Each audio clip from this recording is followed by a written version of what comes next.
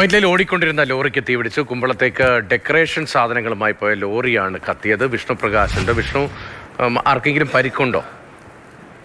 ഹരിദിഷെ, ആർക്കും പരിക്കില്ല എന്നുള്ളതാണ് ഇതിൽ ഏറ്റവും ആശ്വാസകരമായിട്ടുള്ള കാര്യം. ഇന്ന് ഉച്ചയ്ക്ക് 3:30 കൂടിയാണ് വൈറ്റിലയ്ക്ക് സമീപത്തുള്ള സർവീസ് റോഡിൽ വെച്ച് വാഹനം ഓടിക്കൊണ്ടിരിക്കെ തീ പിടിച്ചത്. ഈ വാഹനത്തിന്റെ പുറകിൽ ഉണ്ടായിരുന്ന വസ്തുക്കൾക്ക്, അത് ഈ ഇവന്റ് നടത്തിപ്പുകാരുമായി ബന്ധപ്പെട്ടുള്ള അവരുടെ ഡെക്കറേഷൻ വസ്തുക്കൾ മംഗലാപുരത്ത് നിന്നും കുണ്ടന്നൂർ ഭാഗത്തേക്ക് പോകുന്ന കയറ്റിക്കൊണ്ട് പോയ ലോറിക്കാണ് ഇന്നിപ്പോൾ ഉച്ചയ്ക്ക് ശേഷം ഒരു തീപിടുത്തം ഉണ്ടായത്. ഇതിൽ ഡെക്കറേഷൻ വസ്തുക്കളായിട്ടുണ്ടായിരുന്ന വസ്തുക്കൾ ഏകദേശം പകുതിയോളം ഭാഗം അത് പൂർണ്ണമായും കത്തി നശിച്ചുപോയി. ഏതായാലും ഇന്ന് ഈ സർവീസ് റോഡിലൂടെ വാഹനം നീങ്ങുമ്പോൾ പുറകിൽ വന്ന ഓട്ടോക്കാരനാണ് ഡ്രൈവറെ ഇത്തരത്തിൽ വാഹനത്തിൽ നിന്നും പുക ഉയരുന്നത് ശ്രദ്ധയിൽപ്പെടുത്തിയത്.